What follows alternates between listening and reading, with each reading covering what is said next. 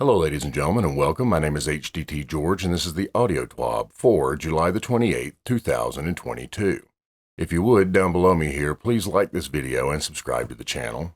This is a simple audio reading of the TWAB. As always, no hot takes, no opinions, just the words of the TWAB. This week at Bungie, 7/28/2022. This week at Bungie, we're planning a raid date night. Happy solstice, everyone. The bonfire is lit, there is grass in the tower, and Guardians are donning their new armor with the stats and glows to go with it. We hope you are enjoying your time in the EAZ this year. We have been tracking your feedback on what you are liking about the event, changes that aren't feeling good, as well as any improvements you would like to see added. Thanks for sharing your feedback and keep it coming. We've got a busy TWAB plan for you today. As promised, we will be going over the launch date of the next raid and then also talking over some matchmaking changes rolling out in Season 18 and Season 19. Let's get to it. Raid the date. Coming up in Season 18 will be our second go at bringing a raid out of the Destiny content vault, and this time it's going to be Redacted. Sorry, we're saving the reveal of which raid is coming to Destiny 2 for our Destiny 2 showcase on August 23rd, but we wanted to make sure you had time to make any arrangements necessary to be ready on day one. So request off work, hire a babysitter, but don't skip school, please. Your education is important. Redacted raid goes live at 10 a.m. Pacific on August 26, 2022. Because this will be a raid that many of you are already somewhat familiar with, we will be changing up the world's first race a bit, similar to how we did with Vault of Glass. Here's what to expect. The raid will launch with contest mode enabled for 24 hours. You will need to be at 1560 power to be at the cap for all the encounters. Clearing the raid with contest mode active is the first step to access the new challenge mode in the director and the special triumph for completing all of the challenge triumphs for each encounter. Completing the secret triumph, a curtailed list of challenges in this newly unlocked challenge mode, will be how a fire team crosses the world first finish line and claims their prize. To enforce the triumph requirements in the challenge mode, your team will wipe if you fail the success conditions during any encounter. Challenge mode in the Secret Triumph will only be available for the first 24 hours, so make haste if completing it is on your bucket list. The first fire team to do so will be declared the world first winners, pending a review from our team. If everything checks out, the final 6 members of the winning fire team in the activity will be awarded the coveted raid belts as a monument to their achievement. Good luck. Making matches. Starting in Season 18, we will be introducing some changes in how we play Matchmaker in the Crucible. This will be the first iteration that is part of a larger plan going through Season 19. Our World Systems teams are leading the charge on this transition and are here with a big info dump on what to expect. Let's talk about skill and connection. We know this has been discussed with a lot of passion and goodwill in many places in the community and inside Bungie, so we are going to give you a clear TLDR before we get deeper into how and why. We're striving towards a goal that all players, including new lights, can enter the Crucible and regularly get matches where they can feel competitive and have a reasonable chance of winning competing. Making fair matches using skill-based matchmaking, SBMM, is going to be important to help meet that goal. We are starting by implementing Loose SBMM to the Control playlist at the start of Season 18. Loose SBMM has a wider starting skill similarity than Survival and should result in matching with a wider variety of players, while also eliminating some of the frustrations we see in our current system. Expect Loose SBMM to expand to other playlists in future seasons as we tune what we consider a high-quality match by gathering real data and feedback from you. We are not planning to add it to every match-made Crucible playlist. We will continue tuning until we are in a good place. We will report tuning updates regularly. We will be implementing a form of fireteam-sized preferred matchmaking in Season 19. A lot of what follows is pretty in-depth. Feel free to skip to the tuning sections below if you aren't interested in the details and just want a high-level view of what you will be experiencing. Goals of creating high-quality matches. We developed some goals which we will be working on over the next few seasons. All players, including new lights, can enter the Crucible and regularly get matches where they can feel competitive. All players, whether solo or with a fire team, can find a place in the Crucible where they can play a variety of matches and have a reasonable chance of winning competing. We are defining reasonable as expected win rate between 40 and 60% for most matches. Players are rewarded based on their skill and proud of their skill. Reserve a place for players who do not want to engage in the skill system. Generally speaking, any matchmaking in a competitive multiplayer game tries to put together high-quality matches. We consider 3 things when assembling a high-quality match. Connection quality. There are two types of connections that are important: connection to the game server, connection to all other players in the match. Generally, bad connections to other players have a larger effect in Crucible than connection to the game server.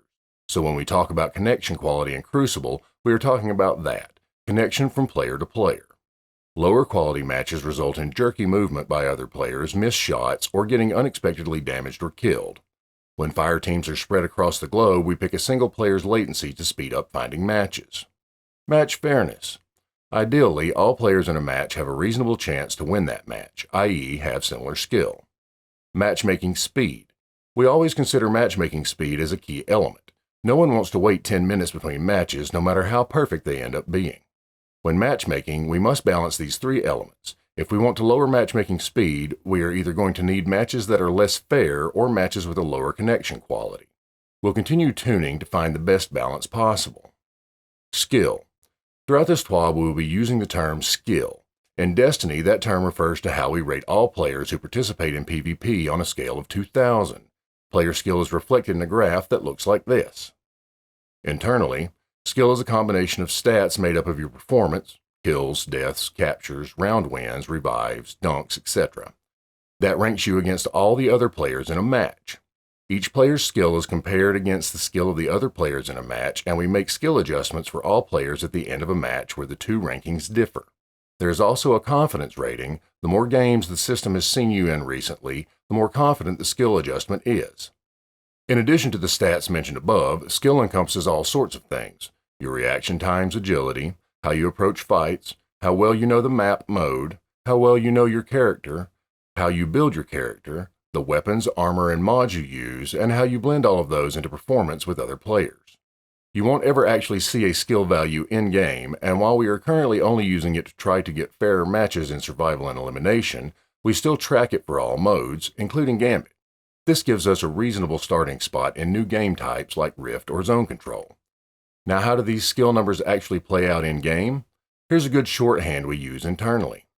If someone is 200 skill above you, you can definitely tell they are better than you, and they will win around 75% of engagements against you. The opposite is true if someone is 200 or more below you. By the time you get to a difference of 400, the better players are going to win around 90% of engagements, and lower skilled players need to get extremely lucky to pull off a win. Once you get to a difference of 600, there is basically zero chance for the lower skilled player to ever win a 1v1 conflict. Engagements should get fairer the closer you get to the same skill. This is our goal. The problem space. As we started looking at the competitive landscape in Destiny, we noted a few things. Outside of survival and elimination, the ability to influence whether your team wins or loses is usually out of your personal control if you are average skill or below, half the population. This can feel bad as the match outcomes feel essentially random and you don't feel motivated to try to win. This has contributed to us de-emphasizing winning as a requirement to gain rewards in the Crucible. The current landscape also allows brand new players to match up with some of the highest skilled veterans and are expected to compete. On the flip side, if you are high skilled, you are often put on a team where it feels like you are carrying them and must constantly perform if you want to stand a chance at winning. This doesn't feel good for anyone. In Control, the skill disparities on a team can be stark. Over 50% of matches have a skill disparity of 900 or more between best and worst player, which is so significant that the outcome is already known before a single shot is fired. On the other hand, in Freelance Survival, 60% of matches have a 250 skill difference or less. This is much more reasonable. These wide variances in skill also lead to more mercy games than you would expect. For example, Control. Wide disparities in skill also exacerbate other problematic elements. With wide disparities in skill, trapping a single team in a spawn is significantly easier. With wide disparities in skill, it is more likely that most of one team is dead at the same time, freeing the other side up to roam around and look for new targets without having to worry about danger. Because of these extreme factors, no matter what your skill, it becomes hard to tell if you are improving or not. Was that a great play, or are they just a worse player than me?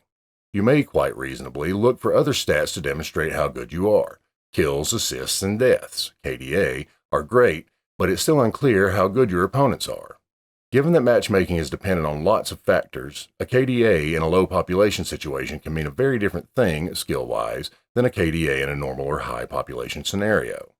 You can also check third-party sites who track ELO, a ranking system originally designed for chess with broad impact. ELO isn't something we track, use, or validate, so it's a use-at-your-own-risk data point. If you can't tell if you are improving, it's hard to be motivated to try to improve. We know we have to do something to solve these problems, and more, to get Crucible into a better place. We know we won't be able to address everything in one fell swoop in Season 18, but this will be the start of an ongoing process to improve PvP over time. Match balancing. Once we match a group of players into a lobby, assuming we don't have any full fire teams, we try to split them up into balanced teams. If the player skills are somewhat random, the system has a tough time. We've tried several different algorithms here to mix results. For the time being, we are hoping that reducing the skill variability in any given lobby will make this easier. SBMM and Control. At the start of Season 18, we are going to start turning match fairness back up in Control, and only Control, in the Crucible. We want to start slowly to limit the number of playlists we consider when tuning matchmaking with hundreds of thousands of people. We can do some testing, but nothing can fully simulate how the full population will be affected by these changes before we ship. We're going to be live tuning the matchmaking parameters over the first few weeks until we land on something that provides a better balance between fairness, quality, and speed. We will not be touching any other Crucible playlists during Season 18. Trials has no planned changes to its matchmaking, Elimination and Glory will still use the same SBMM they have been using, and everything else will still use the connection-based matchmaking they have been using for years. We are currently planning to make further adjustments in Season 19, based around the goals listed above, but rest assured any major changes will be communicated in either a TWAB or a blog post, as well as patch notes. Connection-based matchmaking, CBMM, is what most of the Crucible playlists utilize to find matches that have the best possible connection quality. First, we identify a pool of available players with a good connection to you. Within that pool, we choose players with the very best connections. If we can't find players within that pool, we widen the variance in connection. We repeat until we find enough players, then we break them out into equally skilled teams. A key point about matchmaking in a fire team. The latency we measure to find a good match does not take into account a fire team with disparate connection speeds. We only measure latency for one of the players in a fire team. So if you're in Tokyo and you're in a fire team with someone in New York and someone else in Johannesburg, you are in for some laggy Crucible matches no matter what lobby you join. Skill-based matchmaking. Better known as SBMM, skill-based matchmaking uses a similar model to connection-based matchmaking. In addition to latency, SBMM uses skill similarity when asking to join a lobby. Like latency, the acceptable skill similarities expand over time. First, we identify a pool of available players with a good connection to you. Within that pool, we choose players closely matched to your personal skill rating. If we can't find players within that pool, we widen the variance in skill. If that doesn't work, we expand the search again with more variance in connection quality. Once enough players are selected, we break them out into equally skilled teams. Our current Glory matchmaking system prioritizes connection quality and matchmaking speed while still trying to find a fair match. The goal statement of our standard SBMM is, we would rather sacrifice some match fairness in order to maintain connection quality and matchmaking speed. Loose SBMM. Our initial version of the loose SBMM for the Control playlist is going to work a little differently. It starts with wider acceptable skill variance and then expands very slowly on both the acceptable skill and connection quality at the same time. The goal statement for this new loose SBMM is, start with a broad definition of match fairness and compromise on matchmaking speed in order to keep match fairness and connection quality high. We expect overall matchmaking times to go up. More so if you and your fire team are on either end of the skill curve, depending on the current population in your region. However, we are hoping the trade-off for matches that aren't super sweaty or lopsided blowouts will be worth it. We have analytics set up to review overall matchmaking data each hour, especially critical over the opening few weeks of the season, and we'll be monitoring and adjusting timings and thresholds above while we try to home in on good settings. Control is generally a nice high population playlist, so it will be a good test bed for tunings like this. What are we going to be looking at as we tune? Amongst other things, we're looking at matchmaking time. Minimize players who cannot find a match in 10 minutes with a goal to keep the average under 2 minutes and under 4 minutes for 95% of players. Mercy games. Right now, mercy rates vary based on the map, as low as 5% and as high as 25%. We believe the number of mercy games should be under 5% on all maps, but not actually hit 0. Final score differential. In general, games should be closer in score. Right now, 65% of matches end with one team hitting the score target, 15% going to time, and 15% ending with a mercy. Our goal is that over 80% of matches end with one team reaching the score target, and most of the rest ending with a time limit. We are looking for most matches to have under 10-point difference between the two teams. Less variance between the top player and the bottom player. Right now, 5 to 10% of matches have the best player scoring 30 to 39 more kills than the worst player in the match, and 50% of matches have the best player getting 20 to 29 more kills. We believe that 90% of matches should have less than 20 kill difference between the best and worst players, and 50% should have no more than a 10 kill difference. All of this is great, but there are some things it does not address that we will be looking toward in future seasons. Skill distribution. As we discussed in the skills section, player skill in Destiny and most games tends to follow a bell curve centered around skill 100. That means half of the players are clustered between negative 100 and 300 skill, and just 1% above 800 or lower than negative 550. When you do skill-based matchmaking with skill windows, what ends up happening is players at either end of the bell curve have fewer potential players to match against, and thus potentially take longer to find a match with good connection. This is one of the reasons we will start with a wider skill threshold and expand more slowly, to make sure we go through all available players. Like we've said, we expect this to cause longer matchmaking times initially, but it's important to note that we are going to be looking at outlier skill thresholds and tuning the experience for them. In a future season, we are hoping to introduce some technology that allows us to search with a wider skill variance based on your position in the skill curve and keep matchmaking times more consistent, with the downside of loosening some match fairness. Fireteam size mismatches. It's no mystery that full fireteams often stomp 6 solo players who matched against them. Fireteams that are used to playing together may also be in voice chat with each other, allowing them to communicate more effectively than those who are not. Oddly enough, if we look at the average skill for solo players, it fits the bell curve from above clearly. If we look at the average skill for full fireteams in control, we can see the bell curve centers around 4 to 500.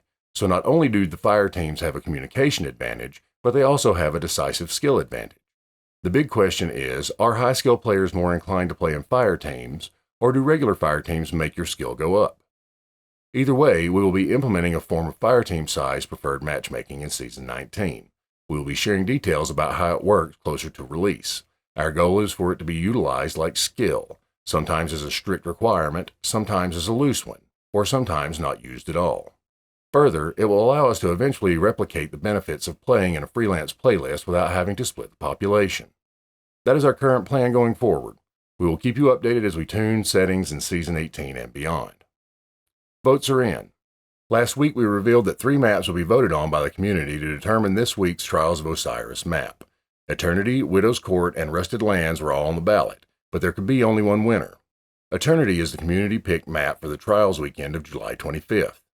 This one was close, with Widow's Court and Rusted Lands coming in within 1% of each other, but Eternity pulled away to win with 39% of the votes. Results: Eternity 39%, Widow's Court 31%, Rusted Lands 30%.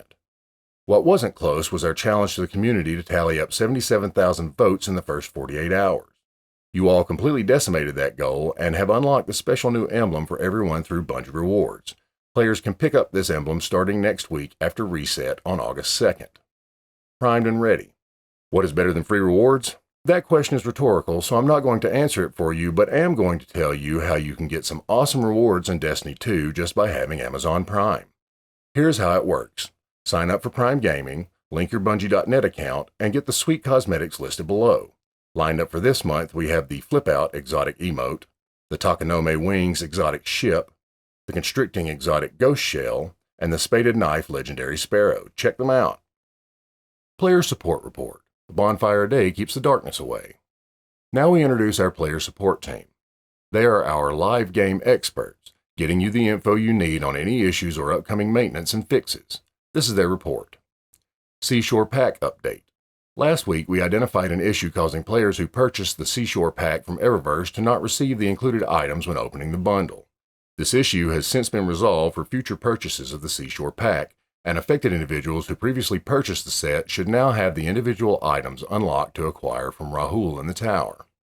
Event Card Expiration. Players should ensure that they complete and claim all event challenges and event rewards from their Solstice event card prior to its expiration at the weekly reset on August 9th. After the weekly reset, players won't be able to acquire any unclaimed rewards from their event cards. Known issues. While we continue investigating various known issues, here's a list of the latest issues that were reported to us in our #help forum. The Hyperborean pinion sparrow does not appear in collections. The Photodraulic Actuator's exotic ornament for Syntheseps appears owned for all players when inspecting armor cosmetics for the armor piece. Tracked seasonal challenges may not disappear from nav mode view once completed. Nightmare Containment does not award progress for the Solstice Jubilee event challenge. The Arc, Solar, and Void Solstice glows appear less bright than prior to Hotfix 4.1.5.1. Some players are only receiving 1 silver ash on secondary characters when completing a bonfire bash. For a full list of emergent issues in Destiny 2, players can review our Known Issues article. Players who observe other issues should report them to our #help forum. Invasions and Sweeper Bots, Movie of the Week. Ivan. Since Bruno is enjoying his well-deserved vacation, today I'm the one to select MOTW. Enjoy. Movie of the Week, Born to Rule. I love Gambit. It's like comfort food for me, always soothing. This Movie of the Week will inspire you to jump through that portal. Go and make Drifter proud, Guardian. Movie of the Week, Landfall, a Destiny 2 story, Episode 5. Sweeper bots are not useless. It's always a pleasure to meet one in the tower. At least someone is doing something while you are pointlessly jumping around and showing off emotes. Apparently sometimes sweeper bots can help Guardians too. I bet you will be waiting for the next episode. Well done, Overheal. It whimdy, but we knitting through it. Artist of the Week. Hippie. It's no secret that a lot of us are low-key in love, don't judge, with Keitel and her promise of breaking small men in half. Seriously, how cool was that line? But what if our favorite behemoth was bite-sized? As a massive collector myself, this Keitel action figure was too good to pass up, and many of you in the community agreed. Pocket Keitel. It does have a certain ring to it. Art of the Week. Pocket Keitel. Sam. I know that I should probably not pick yarny things all the time, but also, why shouldn't I? Can you just imagine what is going through their heads? Zavala. Oh, this is lovely. I cannot wait to cast on my next project. Keitel. Knit 1, purl 2, knit 3, purl 4. Stop talking, I'm counting. That makes me laugh. Oh, can we also talk about how she gave him the big chair? Because, oh my gosh, that's too precious. Okay, enough from me now. Stay crafty, Guardians. Art of the Week, Knitting Besties. Hippie. I would say we're sorry for this bonus art, but we're not. We're really not. Bonus Art of the Week, It Whimdy. Alright, we covered a lot today, so I'm going to keep this outro short. You have another date to mark on your calendar with the Redacted raid going live on August 26th. If you haven't already, make sure you also have August 23rd on there as well for the Destiny 2 showcase. Can't wait for you to see what we've been cooking up. Cosmo. Ladies and gentlemen, that was the audio TWAB for July the 28th, 2022. Again, if you would, down below me here, please like this video and subscribe to the channel. If you'd like to follow me across all social media at HDTGeorge. And as always, remember, fight the status quo.